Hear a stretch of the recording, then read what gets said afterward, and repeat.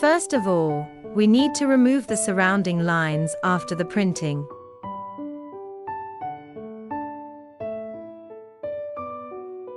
Then it will be the time to clear the platform glue. Turn on the 3D printer and heat the printing platform. It will be much easier to clear the glue after the platform is heated. In order to clear the platform glue, we need a bottle of water. Let's pour enough water in the middle of the platform glass. Make the water cover everywhere of the platform glass by hands.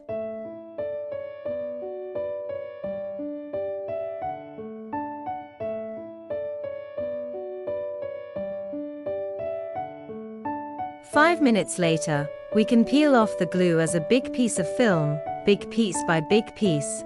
That will be the perfect way. However, if we can't peel it off as a big piece sometimes, then we just rub and scratch on the glass, and make the glue in small pieces instead. Finally, let's clear the glue by a towel.